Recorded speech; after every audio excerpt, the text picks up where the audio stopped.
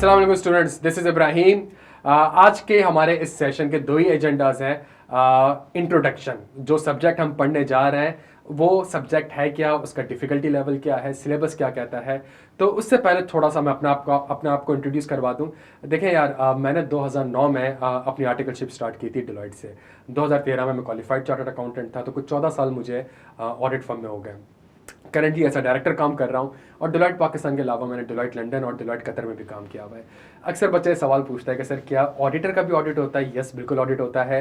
आई cap आके हमारी files को रिव्यू करता है, डिलॉयट ग्लोबल आके हमारी फाइल्स को रिव्यू करते हैं।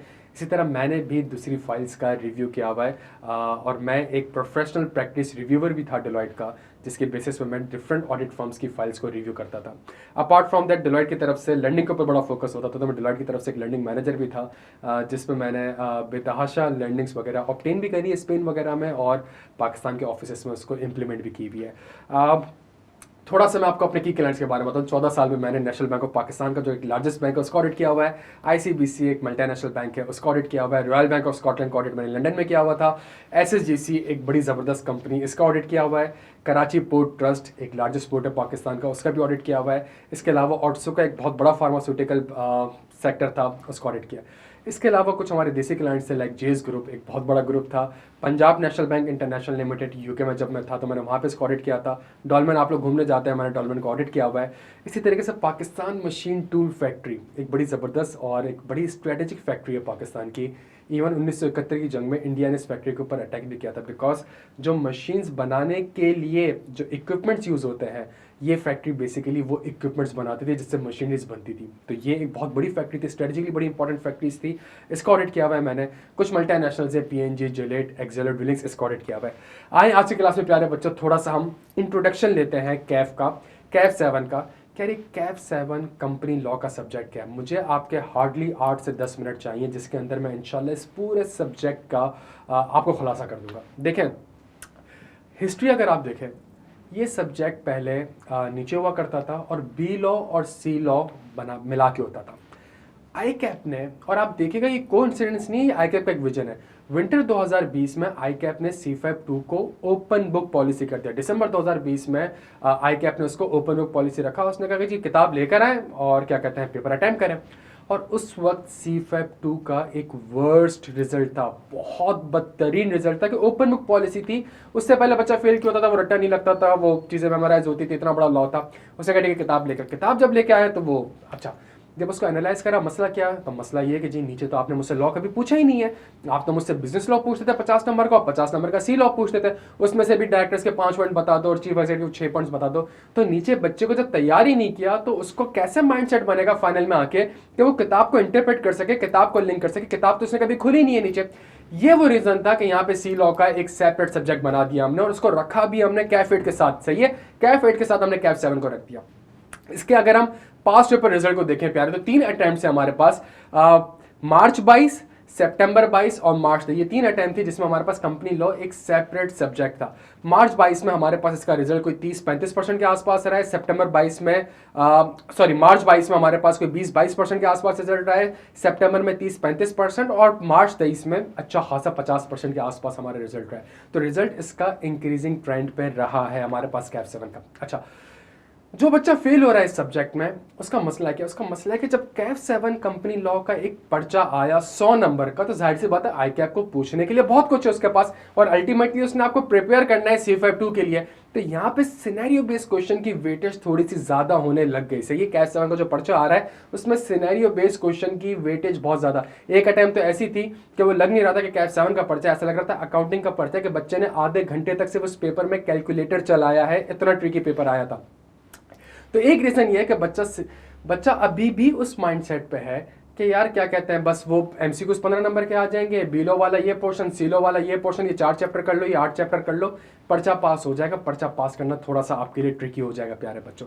रीजंस फॉर फेलियर क्या है प्यारे बच्चों? देखें, सिर्फ रट्टा लगाने से आपका लॉ का पर्चा पास नहीं होगा। सही है, सिर्फ रट्टा नहीं लगाना, आपको लॉ समझना है। सही है, इंटरप्रेट करना है, इलस्ट्रेट करना है, 100% कवरेज करनी है। दूसरा बड़ा रीजन क्या है? Incomplete course coverage. Incomplete course coverage क्यों होती है? थोड़ा सा आप मुझे टाइम दीजिएगा, मैं आपको अभी थोड़ा सा विजुअलाइज करवा दूंगा कि इनकम्प्लीट कोर्स कवरेज वाली अप्रोच है क्या। लैक ऑफ ड्राफ्टिंग, जब पेपर सिनेरियो बेस्ड आ रहा है और अगर आपने लॉ को लिखा नहीं, और सिर्फ लॉ को लिखना नहीं है, लॉ को इंटरप्रेट करना है और लॉ को सिनेरियो में अप्लाई करना है, ये एक आर्ट है। अगर आपने ये काम नहीं करा बच्चों, थोड़ा सा मसला हो जाएगा। Lack of practising scenario based question, ये सबसे बड़ा मसला है प्यारे बच्चों। जब मेरी 3 ही अटैम्प्ट है कैफ 7 कंपनी लॉ की, और उसमें भी सिनेरियो बेस्ड क्वेश्चन की वेटेज 50 नंबर, 55, 60, 70, तो सर मेरे पास प्रैक्टिसिंग का मटेरियल ही नहीं है बच्चों। मैं CFF2 के बच्चों को पढ़ाता हूँ और एक अच्छा खासा कंटेंट प्रैक्टिकल बेस्ड क्वेश्चन और सिनेरियो बेस्ड क्वेश्चंस का पढ़ा हुआ है, जो कि हम कैफ 7 में करते हैं। अगला सबसे बड़ा मसला, हम चैप्टर वाइज चलते हैं, सही है। चैप्टर 1 कर लिया, चैप्टर 2 कर लिया, चैप्टर 3 कर लिया, चैप्टर 4 कर लिया। हम ये देख ही नहीं रहे कि चैप्टर 1 चैप्टर 2 से लिंक्ड है, चैप्टर 2 चैप्टर 3 से लिंक्ड है। हर एक सेक्शन के पीछे कोई ना कोई लॉजिक है, लॉ का एक कॉन्सेप्चुअल फ्रेमवर्क है, एक फ्रेमवर्क के तहत लॉस बनते हैं। ऐसा नहीं कि आज चलो मेरा दिल कर रहा है मैं 21 दिन डाल दूं, कल दिल कर रहा है 25 दिन डाल दूं, आज मेरा दिल कर रहा है कि नहीं यार ये अलाउड है, कल मेरा दिल कर रहा है ये अलाउड नहीं है। ऐसा नहीं हो सकता। एक कॉन्सेप्चुअल फ्रेमवर्क के तहत लॉज बनते हैं प्यारे बच्चों, सही है। जिस तरह इस मुल्क में जब कानून बनता है तो वो आइन के तहत बनता है, एग्जैक्टली यहां पे भी यही चीज है। बच्चा उस कॉन्सेप्चुअल फ्रेमवर्क को और चीजों को लिंक नहीं कर रहा होता, तभी मसला है कि वो बस याद कर रहा है, याद कर रहा है, तो उस वक्त अच्छा याद हो जाता है, 7 दिन बाद वो भूला हुआ होता है। और प्रैक्टिकल एग्जांपल्स बड़ी इंपॉर्टेंट है प्यारे बच्चों। लॉ प्रैक्टिकली किस तरीके से अप्लाई हो रहा है, क्या क्या प्रैक्टिकल सिनेरियोज हैं, बेतहाशा एग्जाम्पल्स मौजूद है, लेकिन कभी हम उस साइड पर देखते ही नहीं है। अच्छा, जो मैं आपसे बातें कर रहा हूं प्यारे बच्चों, वही आपका एग्जामिनर कमेंट कह रहा है, सही है। कैफ पे अगर मैं आपका एग्जामिनर कमेंट मार्च 22 के पढ़ूं, overall performance of examinees was unsatisfactory, poor performance was observed in question number 3, 7 and 8. Question number 3 and 8 were scenario based questions where examinee failed to identify and apply the। आप समझ रहे हैं कि यार साल अब 150 सेक्शन मेरे सिलेबस का पार्ट है, सवाल आता है मुझे ये नहीं पता चला कि इसके ऊपर सेक्शन कौन सा अप्लाई होगा, तो ना आइडेंटिफाई कर सका, और जिन्होंने आइडेंटिफाई करा वो अप्लाई नहीं कर सके, उस रेलिवेंट सेक्शन को अप्लाई नहीं कर सके। सेक्शन चलो ये कह भी रहा है, इसको इस सिनेरियो में कैसे अप्लाई करूं। Question 7 was a straightforward question that requires a knowledge of the law that pertains to winding up. However, as it was new topic included in the syllabus, examiners were unable to attempt it properly, which may largely be attributable to the selective studies, incomplete course coverage, application of knowledge, identification of the law। जब तक आपकी logic, linking और drafting सही नहीं होगी प्यारे बच्चों, आप ये पर्चा पास नहीं कर सकते, सही है। सितंबर 22 का भी पढ़े, the main reason for the improve results are good performance in MCQs and knowledge based question. Results could have been better if the examiner had applied the relevant knowledge of the law to the scenario based questions. अच्छा, मैं अगर आपके साथ चलूं CFF में, कि CFF में क्या कहता है, देखें CFF 2 winter 2020, this is the first attempt of corporate law held under the open book environment. Overall performance was not satisfactory. One of the main reason of this poor performance was those questions where no reference of law was given in the requirement section। सुनिएगा सवाल क्या आ रहा है final में, under the applicable corporate laws and regulation. मुझे बताओ क्या इसका आंसर होगा, सही, अंडर द वो लॉ, जब वो लॉ ही नहीं बता रहा तो बच्चा सवाल पढ़ के समझ ही नहीं आ रहा उसको कि इसके ऊपर लॉ अप्लाई कौन सा होगा। Examinees were unable to comprehend that under that situation they have to make cross linking the various laws। सही, तो लिंकिंग का मसला है यहाँ पे। Another reason was that they answered the areas which were specifically required to be ignored। जो requirement थी उसको इग्नोर कर दिया और अपने हिसाब से जो आंसर समझ आ रहा था वो लिखना स्टार्ट किया प्यारे बच्चों। ये रीजन है, फाइनल में ये बच्चों का हाल है। ये फाइनल में ठीक नहीं हो सकता, ये कैफ में ठीक होगा प्यारे बच्चों, सही है। तभी कैफ 7 का एक अलग सब्जेक्ट बना दिया, और अगर आप पेपर देखें पिछले 2-3 अटेम्प्ट्स के, बहुत ज़्यादा अच्छा सिनेरियो बेस्ड पेपर आ रहा है। अच्छा, मैं आपके सामने प्यारे बच्चों जो मैंने आपसे बातें करी हैं उसको थोड़ा सा मैं आपको प्रैक्टिकली बताने की कोशिश करता हूँ, सही है। लॉ पढ़ा नहीं है अभी हमने, तो उसकी टेंशन आप ना लें, लेकिन एक सेक्शन है ऐसे रीड कर लेते हैं। Obligation to register certain association partnership as companies. ये सेक्शन कहता है कि किन लोगों को कंपनी बनाना जरूरी है। जब आप ये सेक्शन पढ़ लेंगे तो आपको ये पता चल जाएगा कि क्या IQ school of finance company बनाना जरूरी है या नहीं है। और अगर आपको लगता है IQ school of finance company बनाना जरूरी है लेकिन वो नहीं बना रही, आप मेरे ऊपर केस भी फाइल कर सकते हैं, सही है। नो एसोसिएशन पार्टनरशिप और entity consisting of more than 20% shall be formed for the purpose of carrying on any business that has for its object the acquisition of gain by the association, partnership or entity or by the individual members thereof unless it is registered। 20 से ज्यादा लोग अगर हैं, मुश्तमिल है 20 से ज्यादा लोग, और अगर वो कोई बिजनेस कर रहे हैं, कोई प्रॉफिट कमा रहे हैं, तो वो ये काम नहीं कर सकते अनलेस वो कंपनी रजिस्टर करवाएं as per the companies act, सही है। तो आपके सामने illustration 1, IQ school of finance, teacher 15 है हमारे पास, फाइनेंस में 3 बंदे हैं, मार्केटिंग में 2 बंदे हैं, एडमिन में 1 बंदा है, टोटल मिला के 21 बंदे हैं। मैं आपसे सवाल करता हूं, क्या हमें कंपनी बनाने की ज़रूरत है? क्या IQ स्कूल ऑफ फाइनेंस को कंपनी बनाने की ज़रूरत है? सीधे हाथ पे लॉ लिखा हुआ है, उल्टे हाथ में मैंने आपके सामने इलस्ट्रेशन रखनी। इस तरीके से हमने चीज़ों को पढ़नी है। क्योंकि जब सवाल यहाँ पे आएगा और अगर आपको लॉ याद भी हो और अगर आप उसको अप्लाई नहीं कर सकेंगे प्यारे बच्चों, इस सिनेरियो में आप आइडेंटिफाई नहीं कर सकेंगे, इस वजह से बच्चा फेल हो रहा है। ठीक है, थोड़ा सा और आगे बढ़ते हैं। जब मैं आपसे लिंकिंग की बात करता हूं, election of director state act से किसी चैप्टर में दिया हुआ है। ठीक है, the director so continuing to perform their function shall take immediate steps to hold the election of director and in case of any impediment report such circumstances within 45 days before the due date of the annual general meeting or extraordinary general meeting as the case may be in which the elections are to be held, provided that holding of AGM or EOGM as the case may be shall not be delayed for more than 90 days। तो भाई अगर एक director है और election due हो गए हैं तो डायरेक्टर्स ने वो इलेक्शन करवाना है, सही है। अगर वो उस डेट पे, जिस डेट पे इलेक्शन ड्यू है, अगर वो इलेक्शन नहीं करवा सकती तो उससे 45 दिन के अंदर, पिछले 45 दिन में बता दे, एटलीस्ट 45 दिन पहले, एक दिन पहले नहीं, एटलीस्ट 45 दिन पहले रजिस्ट्रार को बता दे कि भाई ये मुश्किलात आ गई है, इलेक्शन नहीं हो सकते, सही है। और रजिस्ट्रार के पास जाए तो वो कह सकता है कि जी इस डेट को इलेक्शन होने जा रही थे, एजीएम होने जा रही थी, इसमें इलेक्शन ऑफ डायरेक्टर होने जा रहे थे, ये मुमकिन नहीं है। तो अगर वो चाहे तो 90 दिन तक एक्सटेंशन ले सकता है कि मैं 90 दिन बाद मीटिंग करवाऊंगा और वहां पे इलेक्शन कराऊंगा। मुल्क का हाल भी यही चल रहा है ना, ईसीपी को 90 दिन के अंदर इलेक्शन करवाने हैं, केयर टेकिंग गवर्नमेंट आएगी, उसकी जिम्मेदारी है कि उसने सारी मुमकिन कोशिश करनी है कि वो 90 दिन का इलेक्शन करवाए। अगर वो नहीं करवा सकते तो बता दे कि जी अभी तक क्या कहते हैं मर्दमशुमारी नहीं हुई है, हल्का बंदियां नहीं हुई, तो इसलिए हम इलेक्शन नहीं करवा सकते। ये सारी चीजें इसी तरीके से आ रही है। ठीक है प्यारे बच्चों, एक और सेक्शन है जो कि स्टेट एक्ट से किसी और चैप्टर में मौजूद है, वहां पे वो कहता है provided that in the case of a listed company the commission and in any other case the registrar may for any special reason extend the time within which the AGM shall be held by period not exceeding. अब यहां पे not exceeding 30 days लिखा हुआ है, वहां पे 90 दिन लिखा हुआ है, मैं किसकी बात मानूं? ये जो लिंकिंग है ये बड़ी इंपॉर्टेंट है। और जब पेपर में सवाल आता है और कहता है कि जी क्या मैं एजीएम को 80 दिन से डिले कर सकता हूं, बच्चा इस सेक्शन का रेफरेंस देकर आंसर लिख के आ जाता है, लिखना ही नहीं था। ये बड़ा मसला है कि दोनों चीजें आपस में लिंक है। यहां 90 दिन क्यों कह रहा है, वहां 30 दिन क्यों कह रहा है, इसकी लॉजिक है, इसकी इंटरप्रिटेशन है, इसकी लिंकिंग है मेरे प्यारे बच्चों। इसी तरीके से थोड़ा सा और आगे बढ़े, सिंपल सी आपके सामने इलस्ट्रेशन रख रहा हूं, बड़ा आसान है। एक कंपनी होती है, उसके बहुत सारे शेयर होल्डर्स होते हैं, बहुत सारे मेंबर्स होते हैं। एक कॉन्सेप्ट होता है कोरम का, क्या इतने लोग होंगे ना तो क्या कहते हैं, आप समझे क्लास स्टार्ट होगी, अदरवाइज आप 2 बच्चे आए हुए, बारिश हो रही है, 2 ही बच्चे आए हुए, तो मैं क्या पढ़ाऊं, या मैं तो नहीं पढ़ा रहा, कोरम ही पूरा नहीं है क्लास का, सही है। The quorum of a general meeting shall be, in the case of a public listed company, not less than 10 members present personally or through video link who represent not less than 25% of the total voting power either of their own account or as proxies। तो मतलब अगर public listed company की meeting होने जा रही है तो 10 member का मौजूद होना जरूरी है और उनके पास 25% शेयर होल्डिंग भी होनी चाहिए, ये लॉ कहता है आपसे, सही है। और वो कहता है provided that if within half an hour from the time appointed for the meeting a quorum is not present, अगर 10 बंदे मौजूद नहीं है, 10 बंदों के पास 25% होल्डिंग मौजूद नहीं है, the meeting it shall stand adjourned, सही, मीटिंग पोस्टपोन्ड हो जाएगी प्यारे बच्चों। एक illustration, meeting for a public listed company was scheduled at 11 AM to discuss 5 agenda, सही, 11 बजे मीटिंग का टाइम रखा गया था, 5 एजेंडास को डिस्कस करने थे, 10 मेंबर मौजूद थे पर्सनली और उनके पास 26% वोटिंग राइट्स थे। However, once the meeting is presided by the chairman, 2 agendas were resolved by the chairman ने कहा कि भाई हम इसको फना कोऑर्डिनेटर बना लें, मेंबर्स ने कहा हाँ जी बना लें, ठीक है जी अप्रूव के जी हम क्या कहते हैं कर लें, अच्छा जी इस बार हम इतना डिविडेंड देना चाह रहे हैं, आपको मंजूर है, हाँ जी बिल्कुल मंजूर है। तो उसके बाद नमाज अजान हो गई, नमाज का ब्रेक आ गया, लंच का ब्रेक आ गया, सारे लोग नमाज पढ़ने चले गए, लंच करने चले गए। जब चेयरमैन साहब वापस आए 1 घंटे बाद तो देखा कि जी अब जो मेंबर मौजूद है सिर्फ 6 मेंबर जा चुके हैं, सिर्फ 4 मेंबर मौजूद हैं। मुझे बताएं अब क्या कोरम पूरा है या नहीं? सर अगर पूरा है तो क्या स्टार्ट में देखना था या एंड में देखना था या आधे घंटे में देखना था?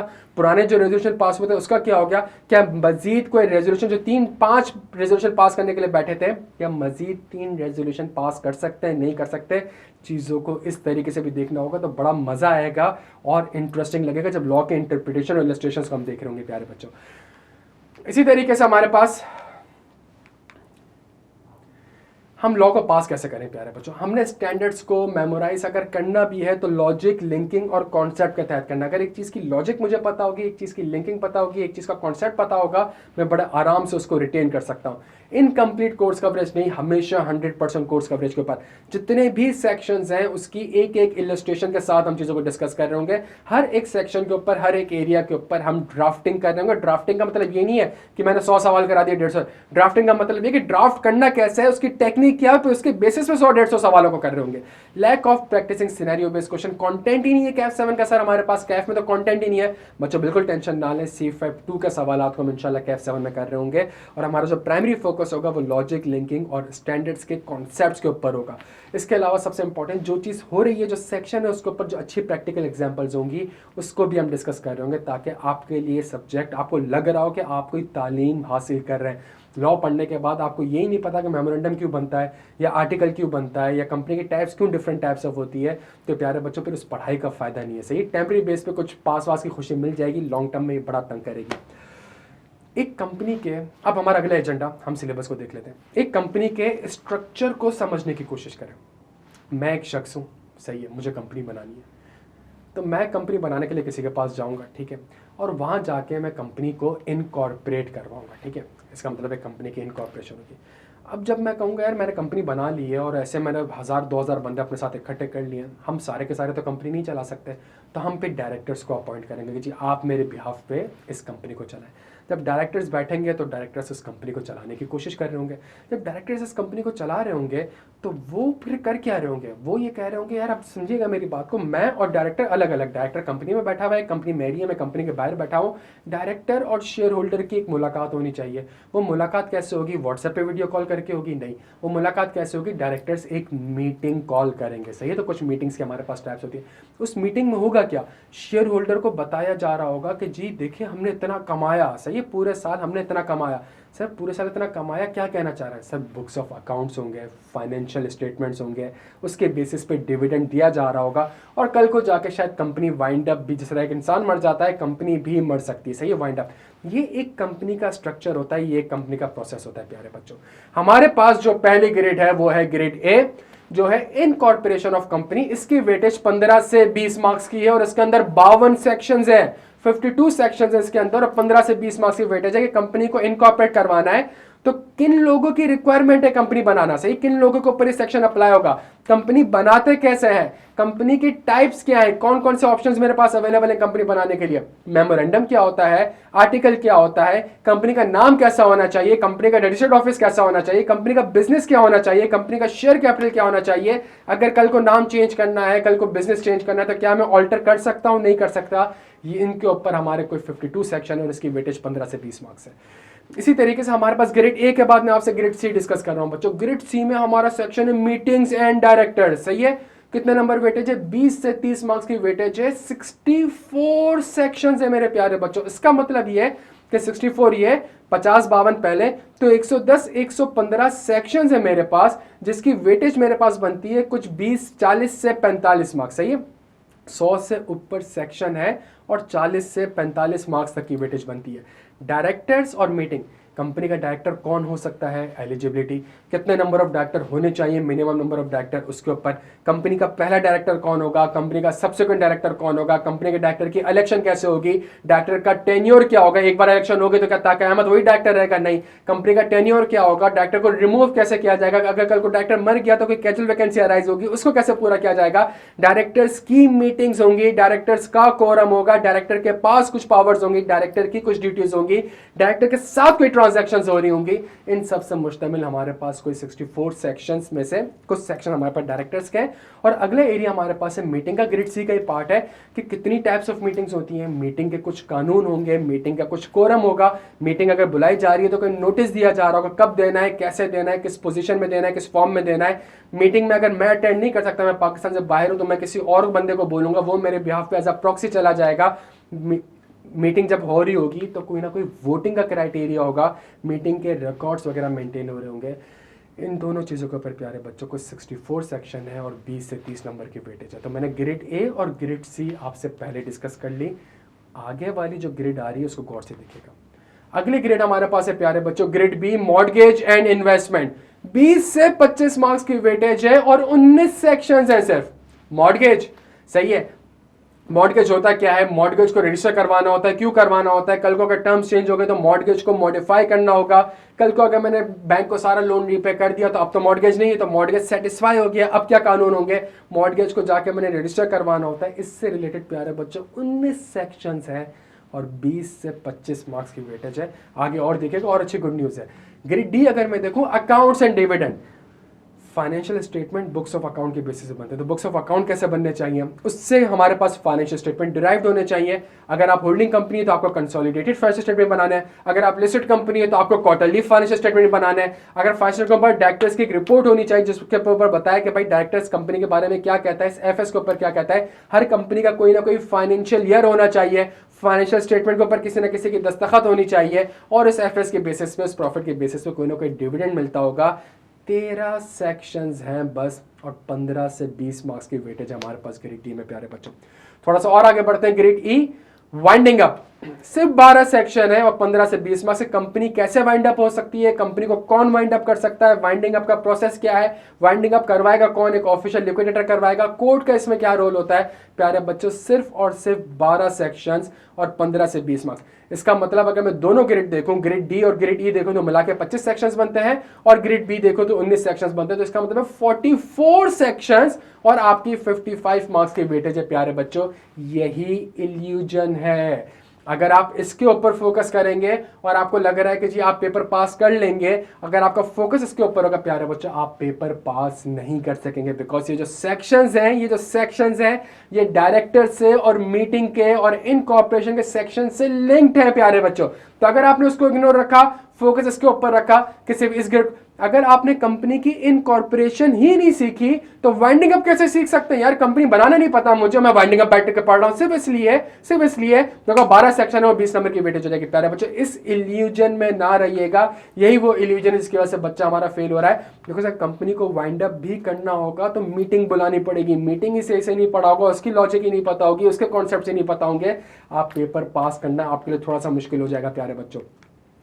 इसी तरीके से इन सारी चीजों को अगर आप देखें तो मैंने आपके सामने दो कंपैरिजन कर दिए प्यारे बच्चों, सेक्शंस एंड मार्क्स ब्रेकअप। सही है, सेक्शन की विजुअलाइजेशन देखो तो मेरे पास grade A, grade B, grade C, grade D और ग्रेड ई, इनमें कितने सेक्शंस हैं, उनकी क्या वेटेज है। सबसे बड़ी जो ग्रेड मेरे पास है वो ग्रेड ए और ग्रेड सी है, जो कि इनकॉर्पोरेशन, मीटिंग एंड डायरेक्टर। सही, 32% और 42%। और सबसे जो मेरे पास छोटी ग्रेड्स हैं वो मेरे पास है ग्रेड बी, ग्रेड डी और ग्रेड ई, जिसके 8%, 8%, 12। तो मेरे सिलेबस का 8%, 8% और 12% ये मिला के हो जाते हैं प्यारे बच्चों कितने, ये मेरे पास हो जाते हैं 28%। ये 28% सेक्शन वाइज मेरी 3 ग्रेड्स हैं। लेकिन अगर बराबर में आप जाके इसके मार्क्स देखें प्यारे बच्चों, ग्रेड बी के, ग्रेड डी के और ग्रेड ई के, तो 18%, 17% और 22%, तो मोर देन 50% वेटेज मेरी इन 3 ग्रेड्स की बनती है। ऑल्दो सेक्शन वाइज इनकी वेटेज कम है, लेकिन इस इल्यूजन में आपको नहीं रहना। हर एक सेक्शन को तमीज से पढ़ना है, डिटेल में पढ़ना है। इससे इंशाल्लाह कैफ 7 में पास होगा, आगे जाके फर्म में भी हेल्प मिलेगी, और अल्टीमेटली CFAP2 जो एक बहुत बड़ा सिलेबस है मेरे प्यारे बच्चों, बहुत लेंथी सिलेबस है, वो आप अगर एक कैफ 7 को तमीज से पढ़ लेंगे CFAP2 में लाजमी कामयाब होंगे। तो ये ओवरऑल मेरी तरफ से था प्यारे बच्चों, अपना बेहद ख्याल रखिएगा। Thank you.